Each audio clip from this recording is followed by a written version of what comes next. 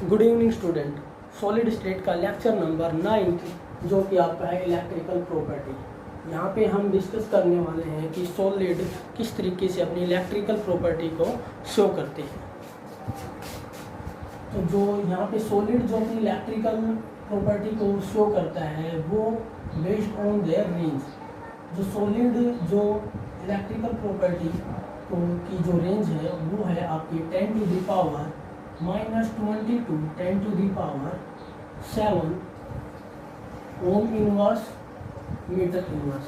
तो यहाँ पर सॉलिड की जो रेंज ऑर्डर है वो आपकी यहाँ पर 10 to the power -22 10 to the power 7 ohm inverse metre inverse होती है। 3 टाइप होती है यहाँ पर जो सॉलिड अपनी इलेक्ट्रिकल प्रॉपर्टी को शो करता है। फर्स्ट है आपका कंडक्टर, सेकंड है आपका इंसुलेटर, थर्ड है आपका सेमी कंडक्टर। कंडक्टर की जो रेंज ऑर्डर है वो होती है आपकी 10 to the power 4 to 10 to the power 7 ohm inverse metre inverse. और यहाँ पर एक और यहाँ पे नोट करने लायक यहाँ पर है कि आपका 10 to the power 7 जो रेंज ऑर्डर है वो किसी भी आपके सॉलिड को गुड कंडक्टर बनाती है। कंडक्टर। नेक्स्ट इंसुलेटर की जो रेंज ऑर्डर होती है वो आपकी 10 to the power -20 to 10 to the power -10 ohm inverse metre inverse. Semiconductor की जो यहाँ पर रेंज ऑर्डर होती है वो आपकी होती है 10 to the power -6 to 10 to the power 4 ohm inverse metre inverse. हमें पता है कि इलेक्ट्रिकल प्रॉपर्टी के लिए इम्पोर्टेंट जो फैक्ट है वो आपका क्या है, इलेक्ट्रॉन का फ्लो होना। यहाँ पे जो इलेक्ट्रॉन का जो फ्लो होता है जिसकी वजह से यहाँ पर सॉलिड इलेक्ट्रिकल प्रॉपर्टी को शो करता है। तो उसके लिए हम यहाँ पर बात करेंगे बैंड थ्योरी।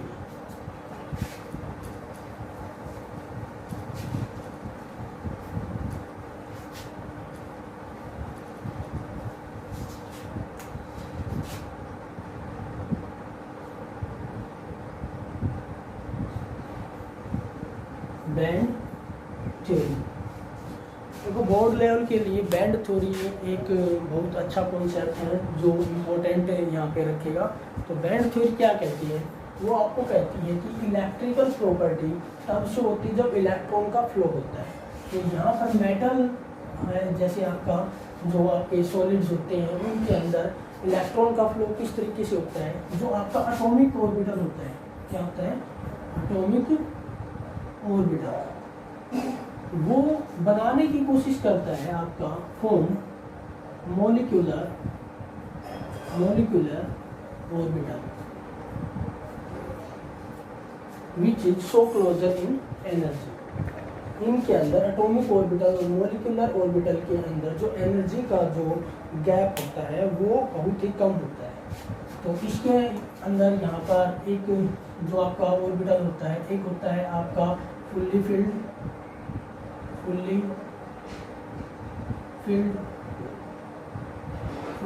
और दूसरा होता है आपका अनऑक्युपाइड फील्ड। जो फुल्ली फिल्ड होता है उसको हम बोलते हैं आपका वैलेंस बैंड, और जो आपका अनऑक्युपाइड फील्ड होता है, जगह होती है, वो होता है आपका कंडक्शन बैंड। तो ये क्या करता है, ये बताता है कि जो एटम होते हैं वो आपके दो बैंड को क्रिएट करते हैं जिसकी वजह से इलेक्ट्रिकल प्रॉपर्टी वहाँ पर क्रिएट होती है। एक होता है वैलेंस बैंड, दूसरा होता है आपका कंडक्शन बैंड। फॉर एग्जांपल यहाँ पे हम एक एग्जांपल ले लेते हैं, जैसे जर्मेनियम जिसका एटॉमिक नंबर 32 है। यहाँ पर अगर आप इसकी इलेक्ट्रॉनिक कॉन्फ़िगरेशन को अगर आप यहाँ पे देखोगे तो ये आएगा 1s2 2s2 2p6 3s2 3p6 3d10 4s2 4p तो यहाँ पे ये आपका हो गया एटॉमिक नंबर 13, तो इसके इलेक्ट्रॉनिक कॉन्फ़िगरेशन आपकी ये हो गई। तो यहाँ पर ये वाला जो आपका, ये तो आपका फुल्ली फिल्ड है, फुल्ली फिल्ड है। और यहाँ पर जो वैलेंस बैंड की हम जिक्र कर रहे हैं वो आपका, जैसे ये आपका ये वाला है फुल्ली फिल्ड है, और ये आपका पार्शली फिल्ड है, कुछ भरे हुए हैं और कुछ आपके खाली हैं। जैसे ये वाला आपका हो जाएगा इस तरीके से, और ये आपका ऐसे ये वाला खाली है, तो ये वाला पार्शली फिल्ड भी हो जाएगा आपका। जो इसके अंदर नेक्स्ट जो इसका ऑर्बिटल आने वाला है वो आपका होगा आपका 4d0। तो ये वाला जो आपका खाली है अनऑक्युपाइड है, इसको हम बोलेंगे आपका क्या है, कंडक्शन बैंड।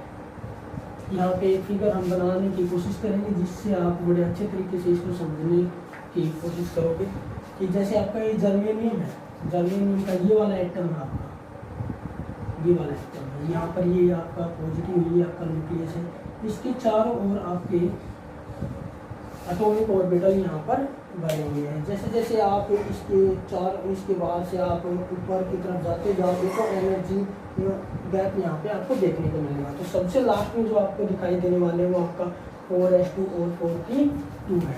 तो यहाँ पर मान लो ये वाला एरिया तो आपका है फुल्ली फिल्ड, जिसमें आपका 4s2 भी आ गया है, और अगले वाला जो आपका एरिया है, यहाँ पर हम इसको एरिया ये दिखा देते हैं आपका ये वाला यहाँ पर आपका 4p2 इस तरीके से आपका इलेक्ट्रॉनिक क्लाउड, इस तरीके से ये आपका p वाला आपका एरिया है। तो यहाँ पे हम जैसे आपका ये कंडक्शन बैंड है, कंडक्शन बैंड इसके कुछ ऊपर होगा क्योंकि एनर्जी गैप इसका ज़्यादा है, तो ये इसके ऊपर है, ये हो जाएगा ये वाला एरिया आप कंसिडर कर सकते हो। इमेजिन करो इसको कि आपका ये 4d0 यहाँ पर होगा। तो अगर इलेक्ट्रॉन आपका ये वाला वैलेंस इलेक्ट्रॉन है, अगर ये वाले इलेक्ट्रॉन जंप करके डी में अगर आप यहाँ से चले जाते हैं तो क्या होगा, इलेक्ट्रॉन का फ्लो हो गया। जैसे इलेक्ट्रॉन का फ्लो हो गया तो हम यहाँ पे बोल सकते हैं कि जो भी आपका ये मेटल है इसने क्या कर लिया है, इलेक्ट्रिकल प्रॉपर्टी को शो कर दिया है। बुक्स में कैसे दिखा रखा है इसको, बुक में आप ऐसे पढ़ सकते हो कि आपको इस तरीके से दिया होगा, ये इस तरीके से आपको दे रखा है। तो पार्शली फील्ड भी आपको यहाँ पर दिखाते हैं कि पार्शली फील्ड है, और एक इस तरीके से बना रखा है, ये आपका बैलेंस बैंड हो जाएगा। और ऊपर से आपका एक एम्प्टी अनऑक्युपाइड है जो बिल्कुल खाली है, उसको बोल रखा है ये कंडक्शन बैंड, और ये है आपका वैलेंस बैंड। यहाँ से इलेक्ट्रॉन आपके जंप करके कंडक्शन बैंड की तरफ जाते हैं, जिससे इलेक्ट्रॉन की मूवमेंट स्टार्ट हो जाती है। तो यहाँ पे जैसे इलेक्ट्रॉन यहाँ से वैलेंस बॉन्ड से कंडक्शन बैंड की तरफ मूव करते हैं तो वो बना लेते हैं एटॉमिक ऑर्बिटल से मॉलिक्यूलर ऑर्बिटल बनने के साथ साथ में उनकी एनर्जी का जो गैप है वो भी एक दूसरे के क्लोजर आ जाता है। ठीक है, तो यहाँ पे हम बात करेंगे किस तरीके का इनके अंदर जो वैलेंस बैंड और कंडक्शन बैंड है उन दोनों के बीच में जो एनर्जी गैप है, ये वाला है, इसको हम एनर्जी गैप बोल सकते हैं। ये वाला है एनर्जी गैप। जिसने एटॉमिक स्ट्रक्चर पढ़ रखा है वो बड़े अच्छे तरीके से एनर्जी गैप को समझ सकता है। तो यहाँ पर ये क्या है, एनर्जी गैप। इसका दूसरा नाम आप फॉरबिडन गैप भी बोल सकते हो। तो यहाँ पे हम किस तरीके से इन बैंड के थ्रू कंडक्टर, इंसुलेटर और आपका सेमीकंडक्टर को किस तरीके से डिफाइन करते हैं वो देखिए।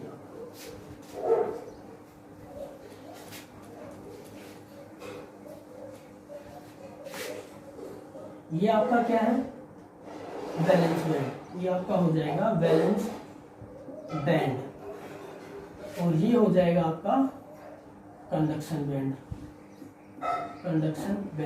अब हमें पता है इलेक्ट्रॉन को यहाँ से जंप करके किसकी तरफ जाना है, कंडक्शन बैंड की तरफ। अगर इलेक्ट्रॉन को यहाँ से जंप करके कंडक्शन बैंड की तरफ जाना है तो उसके लिए जितना कम गैप होगा उतना बड़े अच्छे तरीके से वो कंडक्शन बैंड की तरफ जा पाएगा इलेक्ट्रॉन। तो यहाँ पर जो इलेक्ट्रॉन है तो वो चाहेगा कम से कम यहाँ पर एनर्जी गैप हो। तो जिसके लिए कम से कम एनर्जी गैप होगा जिसके लिए कम से कम एनर्जी गैप होगा और वो बड़े अच्छी तरीके से आसानी से यहाँ से जा सकता है, तो उसको हम बोलते हैं कंडक्टर। क्या बोलते हैं? वो हो जाएगा आपका कंडक्टर। और जिसके लिए आपका एनर्जी गैप बहुत ज़्यादा होगा, ये हो जाएगा आपका वैलेंस बैंड, ये आपका वैलेंस बैंड, और ये आपका हो जाएगा कंडक्शन बैंड। तो ये वाला और ये वाला जो एनर्जी गैप है वो बहुत ज़्यादा है, लार्ज है यहाँ पर, तो यहाँ का इलेक्ट्रॉन निकल करके यहाँ पे जा नहीं सकता है, जिससे ये जो एनर्जी गैप क्रिएट हुआ है तो वो आएगा आपका इंसुलेटर के अंदर, ये बन जाएगा आपका इंसुलेटर। हमारे लिए यहाँ पर जो है वो है हमारा सेमीकंडक्टर। सेमीकंडक्टर के अंदर क्या होता है? ये जो है आपका वो है आपका कंडक्शन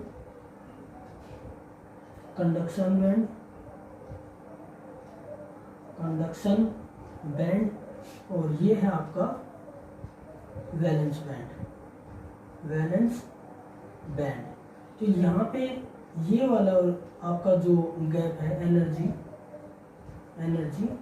गैप, ये आपका ज़्यादा भी नहीं है और कम भी नहीं है, तो ये आपका हो जाएगा सेमी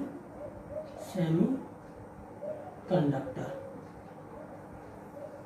नेक्स्ट जो हम यहाँ पे करने वाले हैं वो है कि सेमीकंडक्टर का अगर टेम्परेचर अगर आप राइज कर दो तो उसकी कंडक्टिविटी बढ़ जाती है।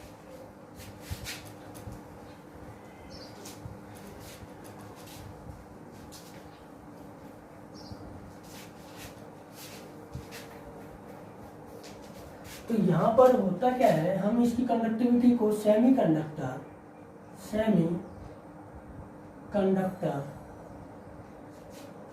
इसकी कंडक्टिविटी को इंक्रीज करने के लिए हम टेम्परेचर को क्या कर देते हैं? टेम्परेचर को इंक्रीज कर देते हैं। दूसरा आपके पास एक और है कि आप सेमीकंडक्टर को बनाने के लिए आप क्या कर देते हो? इसकी कंडक्टिविटी को इंक्रीज करने के लिए इसके अंदर क्या करते हो? डोपिंग करते हो। डोपिंग, ये डोपिंग क्या है? डोपिंग के अंदर क्या होता है? जैसे आपका सिलिकॉन है, आपका जर्मेनियम है।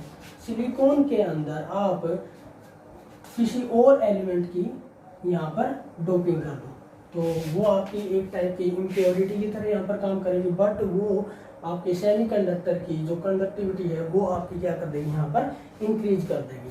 ये आपकी जो डोपिंग है वो आपकी 2 टाइप्स की यहाँ पर होती है। फर्स्ट जो आपका यहाँ पर है, वो आपका पी टाइप, और सेकंड जो आपका है एन टाइप। इनको इलेक्ट्रॉन डेफिशिएंट और इलेक्ट्रॉन रिच भी बोलते हैं।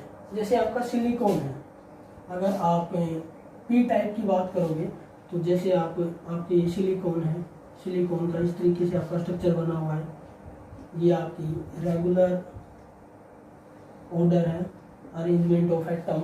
तो यहाँ पर आप सिलिकॉन की जगह पे आप पी टाइप कहने का मतलब ये आपका कौन सा एलिमेंट है? 14 ग्रुप का एलिमेंट है, 14 ग्रुप का एलिमेंट है यहाँ पर। और आप पी टाइप का यहाँ पर जो पी टाइप आपको बनाना है तो आप इससे प्रीवियस वाला मतलब 13 ग्रुप का एलिमेंट यहाँ पर ऐड कर दो। 13 ग्रुप का, जैसे आपका बोरोन है तो बोरोन यहाँ पर आपने ऐड कर दिया। हमें पता है जो ग्रुप आपका 14 है उसके आउटर मोस्ट शेल में कितने इलेक्ट्रॉन होते हैं? आपके 4। तो हर एक सिलिकॉन के पास इसके वैलेंस इलेक्ट्रॉन कितने हैं? 4 है। और जो आपका बोरोन है ग्रुप 13, उनके वैलेंस इलेक्ट्रॉन कितने हैं? 3 है। तो इनके पास क्या होगा? जब ये इसके साथ बॉन्ड क्रिएट करेंगे, तो क्या होगा? जैसे बोरोन सभी इसके साथ ये बॉन्ड क्रिएट कर रहे हैं, जैसे ये वाला यहाँ पर ये इसके साथ कर जाएगा, ये इसके साथ, ये इसके साथ, ये इसके साथ। तो यहाँ पर ये वाला जो इलेक्ट्रॉन है वो इलेक्ट्रॉन क्या हो जाएगा? ये इलेक्ट्रॉन फ्री इलेक्ट्रॉन है, फ्री इलेक्ट्रॉन। और हमें पता है फ्री इलेक्ट्रॉन क्या करता है? इलेक्ट्रिसिटी को इंक्रीज कर देता है। तो ये वाला इलेक्ट्रॉन कभी यहाँ पर इस तरीके से इलेक्ट्रॉन की मूवमेंट स्टार्ट कर देगा, जिसकी वजह से यहाँ पर सेमीकंडक्टर जो है उसकी कंडक्टिविटी इंक्रीज हो जाएगी। सेकंड जो हमारा है वो आपका ये आपका जैसे आपका 1 इलेक्ट्रॉन की यहाँ पर कमी रह गई तो ये आपका कौन सा हो जाएगा, पी टाइप मतलब डेफिशिएंट। और एन टाइप आपका क्या हो जाएगा, रिच। तो रिच की अगर बात करोगे जैसे सिलिकॉन है, सिलिकॉन के अंदर हम क्या करेंगे, ग्रुप नंबर 14 के अंदर हम यहाँ पर डोपिंग करेंगे, ग्रुप नंबर आपका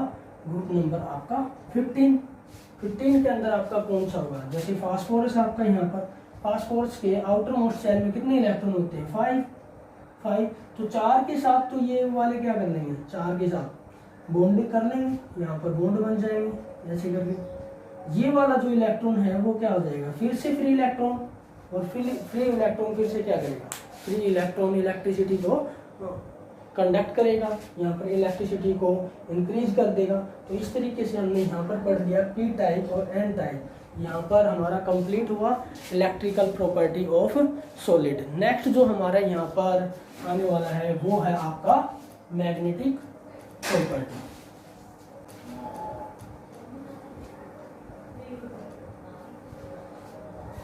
नेक्स्ट यहाँ पर हमारा जो टॉपिक रहेगा वो है मैग्नेटिक प्रॉपर्टी ऑफ सॉलिड जो आपके अरेंजमेंट होती है उसके अंदर जो भी आपके पार्टिकल होते हैं वो आपकी मैग्नेटिक प्रॉपर्टी को भी शो करते हैं। वो किस तरीके से आपकी शो करते हैं, आपको पता है जो भी एटम की अरेंजमेंट होती है वो आपकी जो भी है, जैसे हम सॉलिड की बात करें तो ये आपकी अरेंजमेंट है इस तरीके से। तो यहाँ पर जैसे ये वाला जो आपका एटम है उसके अंदर एक आपका न्यूक्लियस होता है और उसके चारों ओर इलेक्ट्रॉन आपके सर्कुलर मोशन में और आपका स्पिनिंग मोशन में आपका रिवॉल्व करता रहता है। तो जो इलेक्ट्रॉन है वही क्या करता है, तो आपका ऑर्बिटल मोशन, दूसरा आपका स्पिनिंग मोशन, दो तरीके से वो क्या करता रहता है, इलेक्ट्रॉन रिवॉल्व करता रहता है यहाँ पर। तो यहाँ पर हमने क्या देखा है कि इलेक्ट्रॉन जो है वो अपना एक नेट मैग्नेटिक मोमेंट यहाँ पर क्रिएट करता है, हल्का सा नेट मैग्नेटिक मोमेंट क्रिएट करता है जिसकी वजह से एटम जिसकी वजह से सॉलिड क्या करते हैं, मैग्नेटिक प्रॉपर्टी को शो करने लगते हैं। तो जो मैग्नेटिक प्रॉपर्टी को शो करते हैं इसको हमने 5 डिफरेंट टाइप में कैटेगराइज कर रखा है। फर्स्ट जो है आपका वो है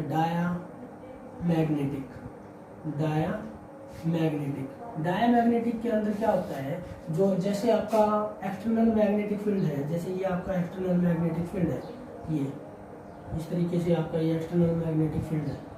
तो इसके अंदर अगर आपने किसी डायामैग्नेटिक को प्लेस कर दिया, यहाँ पर रख दिया, ये आपका एक्सटर्नल मैग्नेटिक फील्ड है, और यहाँ पर आपने क्या कर दिया, यहाँ पर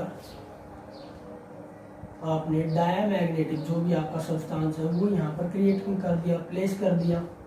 तो वो क्या करते हैं कि इस एक्सटर्नल मैग्नेटिक फील्ड को रिपेल करना शुरू कर देते हैं, रिपेल। तो यहाँ पर वो एक दूसरे जो आपका एक्सटर्नल मैग्नेटिक फील्ड है वो उसको रिपेल कर देगा। अगर वो एक्सटर्नल मैग्नेटिक फील्ड को रिपेल करेगा तो वो मैग्नेटिक प्रॉपर्टी शो नहीं करेगा। तो ये जो कैटेगरी है आपकी इसके अंदर आएगी वो आपका डायामैग्नेटिक। तो फॉर एग्जांपल यहाँ पर आप ले सकते हो जैसे H2O हो गया, NaCl हो गया। सेकंड जो हमारे पास है वो है आपका यहाँ पे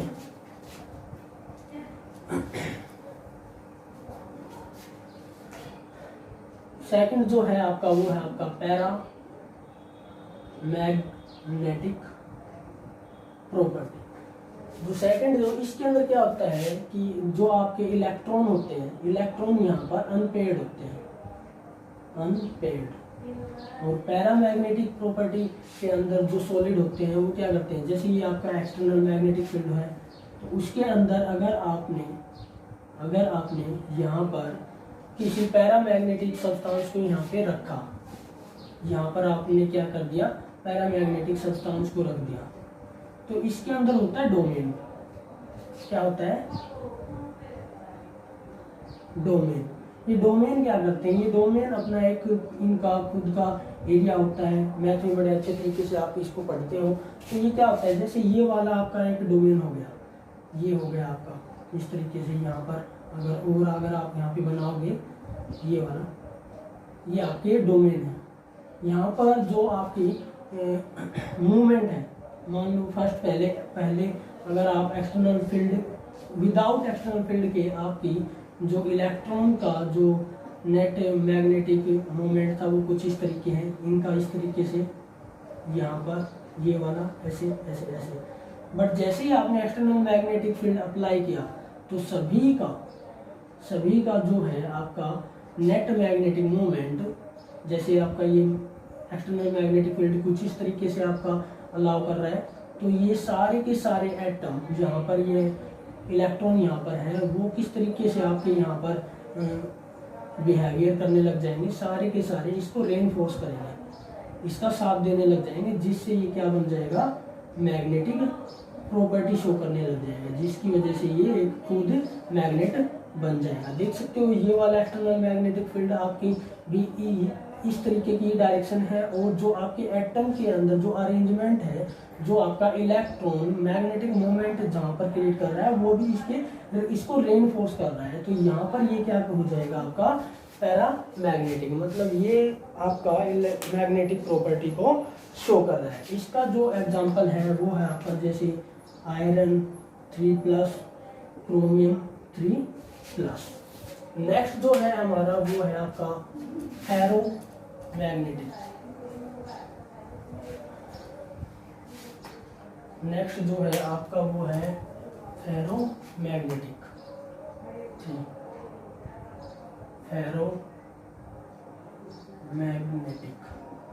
फेरोमैग्नेटिक के अंदर क्या होता है, इसके अंदर भी आपके डोमेन होते हैं, बट इसको अगर आप एक्सटर्नल मैग्नेटिक के विदाउट भी अगर आप यहाँ पर चेक करोगे तो ये मैग्नेटिक प्रॉपर्टी को शो करेगा।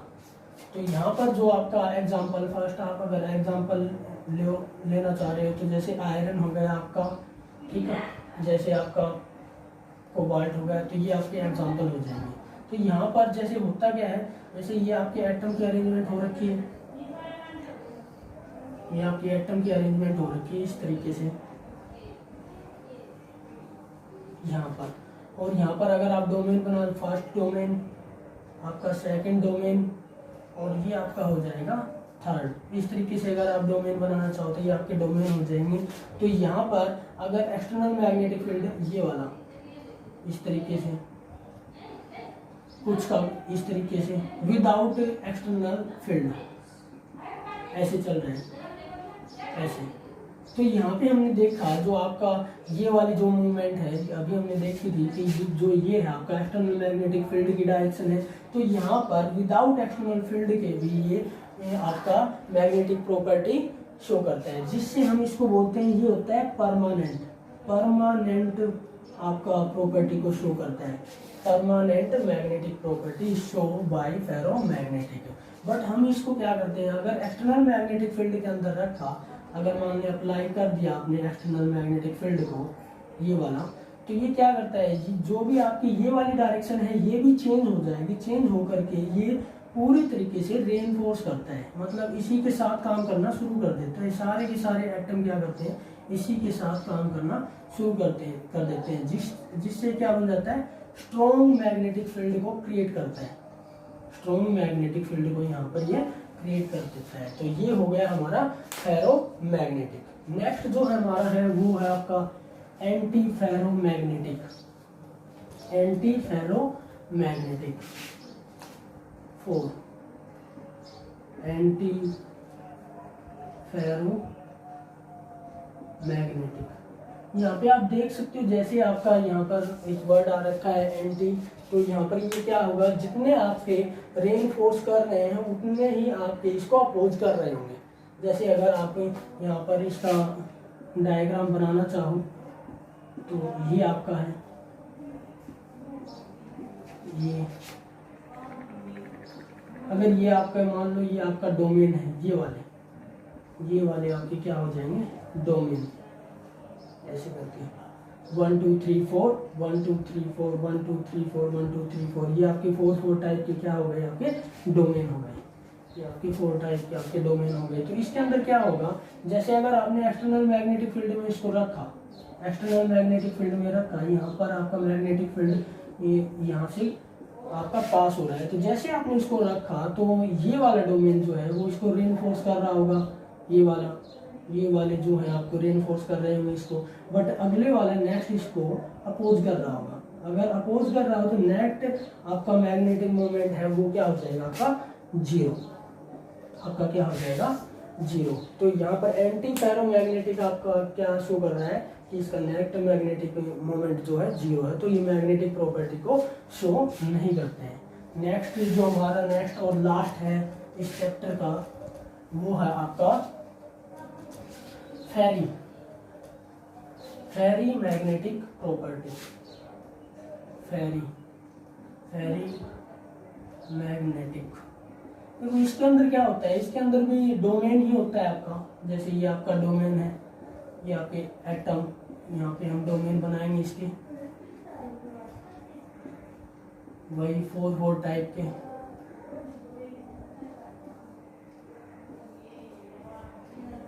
ये आपका डोमेन हो 1 2 3 4 1 2 3 4 और यहाँ पर ये आपका क्या हो जाएगा 1 2 3 4। तो यहाँ पर फेरी के अंदर क्या होता है, जैसे ये आप अगर एक्सटर्नल मैग्नेटिक फील्ड के अंदर आपने इसको रख दिया, प्लेस कर दिया इस सॉलिड को, तो यहाँ पर ये क्या शो करेगा, जैसे ये इसको क्या कर रहा है, ये इसको रेनफोर्स कर रहा है, तो अगले वाला इसको क्या कर देगा, अगले वाला इसको अपोज कर देगा, बट नेक्स्ट वाला इसको क्या कर देगा, फिर से इसको क्या कर देगा, रेनफोर्स कर देगा। मतलब यहाँ पे हमने क्या देख लिया, यहाँ पे हमने देख लिया कि जो आपकी अरेंजमेंट ऑफ एटम है वहाँ पर इलेक्ट्रॉन का जो नेट मैग्नेटिक मोमेंट आपका आ रहा है वो आपका कुछ ज़्यादा है, जिसकी वजह से जो आपका नेट मैग्नेटिक मोमेंट है वो आपका मैग्नेटिक प्रॉपर्टी को शो कर रहा है, क्योंकि कुछ इसको रेनफोर्स कर रहे हैं फिर इसको अपोज कर रहे हैं। नेट आपका जो रिजल्ट आ रहा है वो आपका क्या हो रहा है कि यहाँ पर आपका जो एटम है वो आपको क्या यहाँ पे इसको क्या कर रहे हैं, रेनफोर्स कर रहे हैं। तो ये आपका क्या कर रहा है, मैग्नेटिक प्रॉपर्टी को भी शो कर रहा है, मैग्नेटिक प्रॉपर्टी शो कर रहा है। यहाँ पर स्टूडेंट हमने सॉलिड स्टेट का जो लेक्चर था उसको पूरे तरीके से कंप्लीट कर लिया है। आशा करता हूँ आप बड़े अच्छे तरीके से इसको देख करके और इससे कुछ अगर आपको हेल्प मिल जाए तो आप सीख करके यहाँ पर आप अपनी फ्यूचर के लिए अच्छे तरीके मार्क्स ले सकते हैं।